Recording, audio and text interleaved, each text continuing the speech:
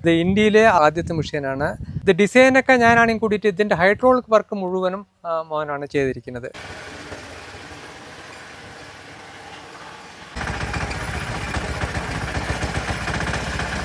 മണ്ണ് കോരിയെടുത്തതിന് ശേഷം ഇതേപോലെ കൊണ്ടുവന്നിട്ട് എവിടെയാണോ അൺലോഡ് ചെയ്യേണ്ടത് അവിടെ ഇതേപോലെ അങ്ങനെ അൺലോഡ് ചെയ്ത് കൊടുക്കുക. ROVER എന്ന് വന്നിരിക്കുന്നത് പാലക്കാട് ജില്ലയിൽ ചിറ്റൂരിനടുത്ത് കല്യാണപ്പെട്ട എന്ന് പറഞ്ഞ സ്ഥലത്താണ്. മാധവ് മെഷീനറി വർക്ക്സിലാണ് ഞാനിപ്പോൾ ഉള്ളത്. ഇവിടെ ഞാൻ വരാനുള്ളൊരു കാരണം ഒരു അച്ഛനും മകനും കൂടിയിട്ട് ഒരു കുഞ്ഞൻ മണ്ണുമാന്തി യന്ത്രം കണ്ടുപിടിച്ചു എന്നറിഞ്ഞിട്ടാണ്. ഇതിന്റെ പ്രവർത്തന രീതി എങ്ങനെയാണ്, എവിടെയൊക്കെ ഇത് ഉപയോഗിക്കാൻ പറ്റും ഒക്കെ നമുക്കൊന്ന് അറിയണമല്ലോ. ഏത് രീതിയിലാണ് ഇതിന്റെ വർക്കിംഗ് നടക്കുന്നത്, നമ്മളെപ്പോലെ സാധാരണക്കാർക്കൊക്കെ ഇത് വർക്ക് ചെയ്യാൻ പറ്റും ഒക്കെ അറിയാൻ പോവാണ്. എങ്ങനെയാണ് ഇതിന്റെ പ്രവർത്തനം നമുക്ക് കാണാം. നേരെ വീഡിയോയിലേക്ക്. ഇതാണ് ഞാൻ പറഞ്ഞ അച്ഛനും മകനും, സദാശിവേട്ടനും അതേപോലെ മകൻ മാധവും. സദാശിവേട്ടൻ ഇങ്ങനെ ഒരു മെഷീൻ കണ്ടെത്തിയിട്ട് ഇപ്പൊ എത്രയായിട്ടുണ്ട്? ഇത് 1 വർഷമായി നമ്മൾ ഇത് ഡെവലപ്പ് ചെയ്തിട്ട്. 1 വർഷം. പോളിയോ അതേപോലെ തന്നെ എഞ്ചിനീയറിംഗ് എന്തെങ്കിലും കഴിഞ്ഞിട്ടുണ്ടോ മുന്നേ? ഇല്ലല്ല, എന്റെ വിദ്യാഭ്യാസം ടെക്നിക്കലി ഒന്നുമില്ല. ഞാൻ പ്രീ ഡിഗ്രി മാത്രമേ ഉള്ളൂ. കർഷകനും കൂടിയാണ് അല്ലേ? ഞാൻ കർഷകനാണ്. അപ്പോ കൃഷിപ്പണിക്ക് ആവശ്യമായിട്ടുള്ള ഉപകരണങ്ങള് സ്വന്തമായി ഡെവലപ്പ് ചെയ്യുക എന്നുള്ളൊരു മനസ്സിൽ ആശയം ഉണ്ടായിരുന്നു. അതുകൊണ്ട് ഞാൻ ഈ നെല്ലിൽ കളയെടുക്കുന്നത്, അതേമാതിരി പുല്ല് ചെത്തുന്നത്, പിന്നെ വീൽ ബെയറോ, മോട്ടറൈസ്ഡ് വീൽ ബെയറോ, അതേമാതിരി നെല്ല് വൃത്തിയാക്കുന്ന വിന്നോവർ, പിന്നെ കൃഷിപ്പണിക്ക് അല്ലപ്പോൾ അത് കൃഷി അല്ലെങ്കിൽ നമ്മൾക്ക് ഡൊമസ്റ്റിക് ആവശ്യങ്ങൾ തേങ്ങ ചിരവണത്, ചക്ക ചിപ്സ്, ഫിഷ് ഫീഡർ, ക്രെയിന്, അതുപോലെ ലിഫ്റ്റ്, ഒരുപാട് മെഷീനറികൾ ഉണ്ടാക്കി ചെയ്തിട്ടുണ്ട്. ഇങ്ങനെയൊക്കെ മെഷീൻസ് ഒക്കെ ചെയ്യാൻ തുടങ്ങിയിട്ട് ഇത് ഏകദേശം 2005 തുടങ്ങിയതാണ് ഞാൻ. ഇങ്ങനെ ഒരു മെഷീനിലേക്ക് വരാനുള്ള കാരണം എന്തായിരുന്നു? ഇപ്പൊ കൃഷിപ്പണിയിൽ പുതിയ കൈക്കോട്ട് പണി പ്രത്യേകിച്ചിട്ട് പുതിയ തലമുറ ഇറങ്ങുന്നില്ല. അപ്പൊ അതിന് മറ്റുള്ള ബംഗാളികളിനെയൊക്കെ ആശ്രയിക്കേണ്ട അവസ്ഥയാണ്. അപ്പോൾ ഒരു ചെറിയൊരു കർഷകന് അപ്പോൾ അവൻ്റെ കുറേ സ്ഥലം കൈക്കോട്ടെടുത്ത് വെട്ടുക പറഞ്ഞാൽ ഭയങ്കര സ്ട്രെയിനുള്ള പണിയാണത്. തീർച്ചയായിട്ടും. അപ്പോൾ അതിനെ എങ്ങനെ മാത്രം നമുക്ക് ഈസി ആക്കാൻ പറ്റും എന്നത് കൊണ്ടാണ് ഇത്തരത്തിലൊരു മെഷീൻ ഡെവലപ്പ് ചെയ്തത്. ഇനി എനിക്ക് അറിയേണ്ടത് ഇത് എങ്ങനെയാണ് ഇതിന്റെ മെഷീന്റെ പ്രവർത്തനം എന്നാണ്. നമുക്ക് അതിലേക്ക് കടക്കാം. ഓക്കെ, തീർച്ചയായിട്ടും. ഇതിന്റെ മെയിൻ പാർട്ട് എന്ന് പറയുന്നത് ഈ ബൂമാണ്. ബൂം എന്നാ പറയുക ഇതിന്. ഇത് ബക്കറ്റ്. ചെറിയൊരു ബക്കറ്റ് അല്ലേ? ചെറിയ ബക്കറ്റ് പറഞ്ഞാൽ 9 ഇഞ്ചാണ് ഇതിന്റെ വീതി. അതേമാതിരി ഇതിൽ 3 സിലിണ്ടർ, ഈ 3 സിലിണ്ടർ വരും. അതൊക്കെ കോമൺ ആയിട്ടുള്ള എല്ലാ മെഷീനിലും ഉള്ളതാണ്. ഇത് ഡോസറാണ്. നമ്മളിപ്പോ മണ്ണ് നികത്താൻ വേണ്ടിയിട്ട് ഒരു ഭാഗം ലെവൽ ചെയ്യണമെന്നുണ്ട് പറഞ്ഞാൽ ഇത് ഉപയോഗിച്ച് നമുക്ക് മണ്ണ് ലെവൽ ചെയ്യാം. അത് ഫ്രണ്ട് തന്നെയാണത്. പിന്നെ അതേമാതിരി ഇതിന്റെ വീല്, ഫ്രണ്ട് വീല് വന്നിട്ട് ഹൈഡ്രോളിക്കിലാണ് നമ്മൾ ഇത് വർക്ക് ചെയ്യുക. ലെഫ്റ്റും റൈറ്റും ഓടിയുന്നത് വന്നിട്ട് ഹൈഡ്രോളിക്കിലാണ്. അപ്പൊ നമുക്ക് സിമ്പിൾ ആയിട്ട് ഓടിക്കാൻ സാധിക്കും ലെഫ്റ്റും റൈറ്റും. ബാക്കില് പവർ ടില്ലറിന്റെ വീലാണ് ഉള്ളത്.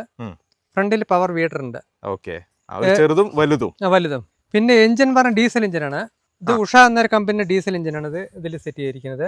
സ്റ്റാർട്ടിങ് നമ്മൾ ഇത് പുറകില്ല. പക്ഷെ നമ്മൾ കൊമേഴ്സ്യലായിട്ട് ഇനി ചെയ്യുന്ന സമയത്ത് ഇത് ഗ്രീവ്സിന്റെ സെൽഫ് സ്റ്റാർട്ടർ എഞ്ചിൻ വരുന്നുണ്ട്. അപ്പൊ അതാണ് നമ്മൾ വെച്ച് കൊടുക്കുക. അപ്പൊ അതില് നമ്മൾ ചാവി ഓൺ ചെയ്ത് കഴിഞ്ഞാൽ ഓട്ടോമാറ്റിക് ഇതേപോലെ തിരിച്ച് ചിറ്റി സ്റ്റാർട്ട് ചെയ്യേണ്ട കാര്യമില്ല. ഇത് ഡീസൽ ടാങ്ക്. ഇത് ഇതിന്റെ ഹൈഡ്രോളിക്കിന് വേണ്ടിയിട്ടുള്ള ഓയിൽ ടാങ്ക് ആണ്. ഇത്തരത്തിലൊരു മെഷീൻ നിങ്ങൾ ആരും കണ്ടിട്ടുണ്ടാവില്ല. ഇത് ഇന്ത്യയിലെ ആദ്യത്തെ മെഷീനാണ്. അപ്പോൾ നിങ്ങൾക്ക് വേണമെങ്കിൽ ഗൂഗിൾ സെർച്ച് ചെയ്ത് പറഞ്ഞാൽ അതിന്റെ കാര്യങ്ങളൊക്കെ അറിയാം.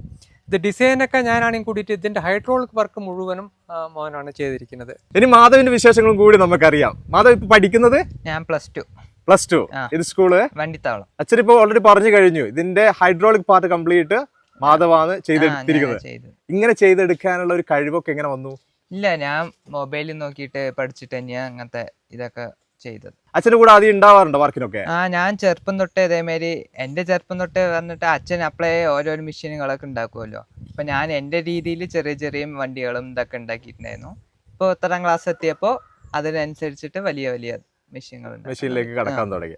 ഹൈഡ്രോളിക് നന്നായിട്ട് പഠിച്ചെടുത്തു അല്ലെ? ഇതിന്റെ മെയിൻ ഒരു പാർട്ടാണല്ലോ ഹൈഡ്രോളിക് എന്ന് പറയുന്നത്. ഇത് വർക്കിംഗ് ഏകദേശം എല്ലാ വർക്കിംഗും ഹൈഡ്രോളിക്കിലാണ്. അപ്പൊ ഇനി നമുക്ക് ഇതിന്റെ പ്രവർത്തനം എങ്ങനെ ഉണ്ടെന്നുള്ളത് മാധവ് തന്നെയാണ് കാണിക്കുമ്പോൾ? ഞാൻ തന്നെയാണ് കാണിക്കുമ്പോൾ. നമുക്കത് നോക്കാം. ഓക്കെ.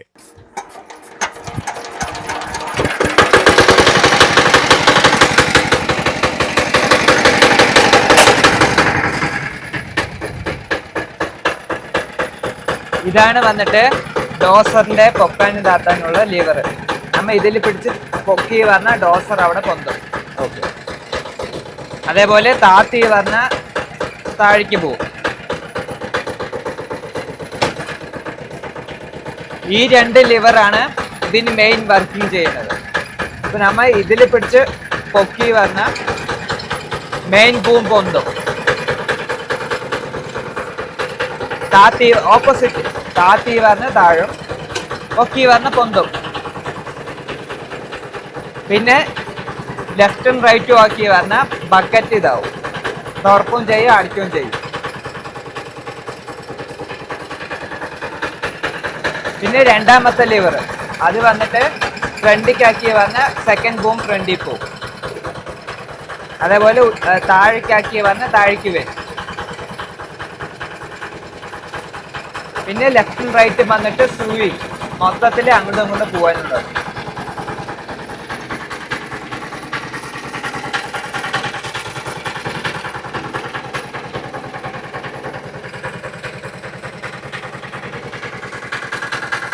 ഇതാണ് ഇതിൻ്റെ ഫ്രണ്ടും ബാക്കും പോകാനുള്ള ലിവർ. നമ്മൾ ഇതിൽ താഴത്തെ ലിവർ ചവിട്ടി പറഞ്ഞാൽ ഫ്രണ്ടിൽ പോവും, മേലത്തെ ലിവർ ചവിട്ടി പറഞ്ഞാൽ റിവേഴ്സിൽ പോവും. ഇത് ലെഫ്റ്റും റൈറ്റും തിരിക്കാനുള്ളത്. താഴേക്കാക്കി പറഞ്ഞാൽ റൈറ്റ് തിരിയും, മേലേക്കാക്കി പറഞ്ഞാൽ ലെഫ്റ്റ് തിരിയും.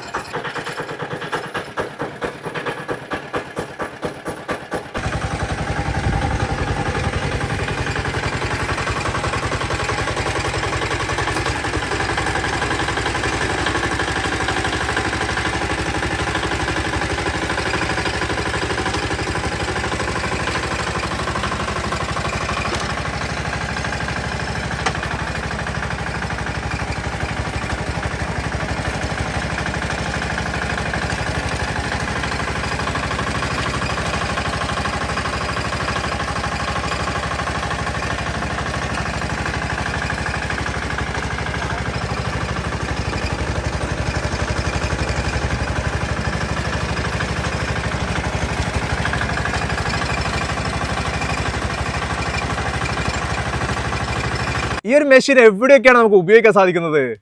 ഇത് കൂടുതലും തോട്ടവിളകൾക്കാണ്.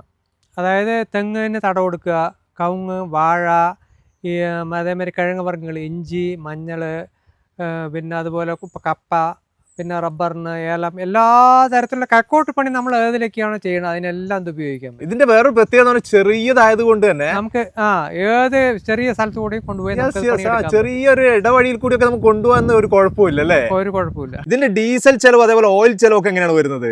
ഇത് ഓയിൽ പറഞ്ഞാൽ എഞ്ചിൻ ഓയിൽ നമ്മളൊരു 10-50 മണിക്കൂർ കൂടുന്ന സമയത്ത് ഓയിൽ മാറ്റേണ്ടി വരും, എഞ്ചിൻ ഓയിൽ മാറ്റേണ്ടി വരും. പക്ഷേ ഹൈഡ്രോളിക് ഓയിൽ ഒരു 10-3000 മണിക്കൂർ ഓടിയ ശേഷം ഹൈഡ്രോളിക് ഓയിൽ മാറ്റിയാൽ മതി.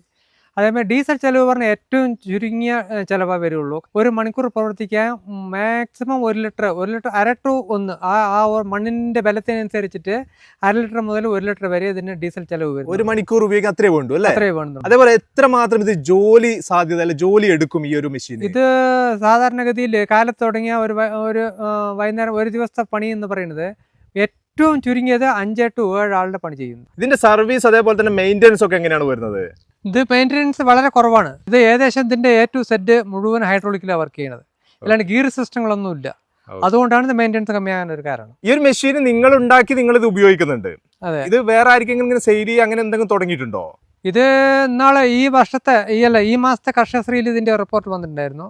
അപ്പോൾ കുറേ ആൾക്കാർ ഇങ്ങനെ അന്വേഷിച്ചുകൊണ്ടിരിക്കുന്നുണ്ട്.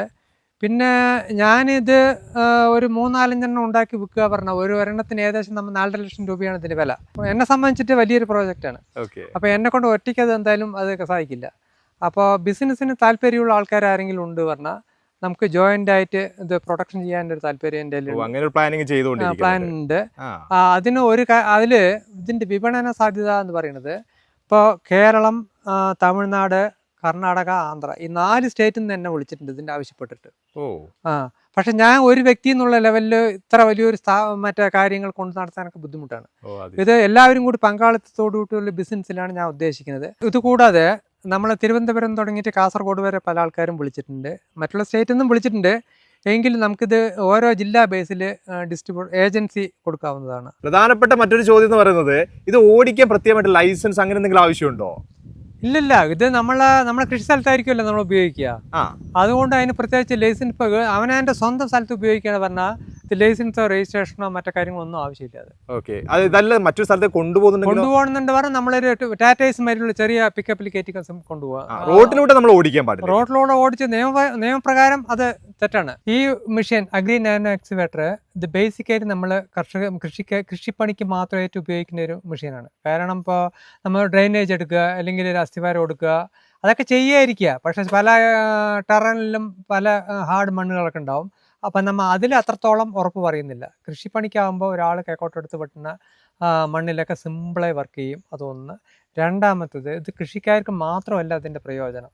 ഇതിപ്പോൾ നമ്മുടെ ഇവിടെ പഠിച്ചിട്ട് ഒരുപാട് ആൾക്കാർ തൊഴിലില്ലാണ്ടിരിക്കുന്ന അഭ്യസ്തവിദ്യരായ യുവാക്കളുണ്ട്. അവർക്കൊക്കെ ഇത് ഏറ്റവും ഈ ഒരു 4.5 ലക്ഷം രൂപയ്ക്കുള്ള എക്സിവേറ്റർ വെളിയിൽ എവിടെയും കിട്ടാനില്ല.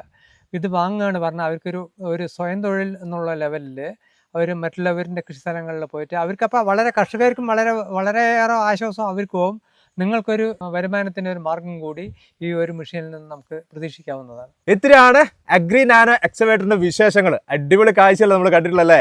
ഇതെങ്ങനെയാണ് പ്രവർത്തിക്കുന്ന കാര്യങ്ങളൊക്കെ നമ്മൾ കണ്ടു കഴിഞ്ഞു. അതും നമ്മുടെ കൃഷി ആവശ്യത്തിനാണ് ഇത് പ്രത്യേകമായിട്ട് ഉപയോഗിക്കുക എന്നുള്ള കാര്യങ്ങൾ സദാശിവൻ നമ്മളോട് പറഞ്ഞു കഴിഞ്ഞു. അതേപോലെ ഈ ഒരു മെഷീൻ കാണുമ്പോൾ നമുക്ക് തന്നെ ഒരു കൗതുകം ഉണ്ടാവും അല്ലേ, ഇതൊന്ന് കാണണം, ഇത് വർക്ക് ചെയ്ത് നോക്കണം എന്നൊക്കെ ഉള്ളത്. അങ്ങനെ നിങ്ങൾക്ക് എന്തെങ്കിലും ഒരു ആഗ്രഹം ഉണ്ട്, തീർച്ചയായിട്ടും ഇവിടത്തേക്ക് വരാം, ഇത് വർക്ക് ചെയ്ത് നോക്കാം, നിങ്ങൾക്ക് ഓടിച്ച് നോക്കാം, ഒക്കെ ചെയ്യാൻ സാധിക്കും കേട്ടോ. കാരണം ഇത് സിമ്പിളാണ്, വളരെ സിമ്പിളായിട്ട് കൈകാര്യം ചെയ്യാൻ പറ്റുന്ന രീതിയിലാണ് ഇതിന്റെ ഓരോ പ്രവർത്തന രീതികളും വരുന്നത്. ഏറ്റവും വലിയൊരു ടെൻഷൻ എന്ന് പറയുന്നത് നമുക്ക് എല്ലാവർക്കും അറിയാം, ഇന്ന് ജോലിക്ക് ആളെ കിട്ടുക എന്ന് പറയുന്നത് വലിയൊരു പ്രയാസമുള്ള ഒരു കാര്യം തന്നെയാണ്. ഇത് ഈ ഒരെണ്ണം നമ്മുടെ കയ്യിലുണ്ടെങ്കിൽ ഒരു 4-5 പേരെടുക്കുന്ന ജോലി ഈ ഒരു മെഷീൻ അങ്ങ് ചെയ്തോളും. അത്രയും സിമ്പിളായിട്ട് കൈകാര്യം ചെയ്യാൻ പറ്റുന്ന ഒരു മെഷീൻ. ഇതിൽ കൂടുതലായിട്ട് നിങ്ങൾക്ക് എന്തെങ്കിലും അറിയാമെന്ന് തീർച്ചയായും വിളിക്കുക കേട്ടോ. നമ്പർ ഡിസ്ക്രിപ്ഷനിൽ ആഡ് ചെയ്യുന്നുണ്ട്, വിളിക്കാൻ നിങ്ങൾക്ക് സംസാരിക്കാം. ഈ ഒരു വീഡിയോ ഇവിടെ ചേർത്താണ്. അടുത്ത ദിവസം അടിപൊളി വീഡിയോ നിങ്ങളുടെ മുന്നിലേക്ക് വരാം. Okay, by.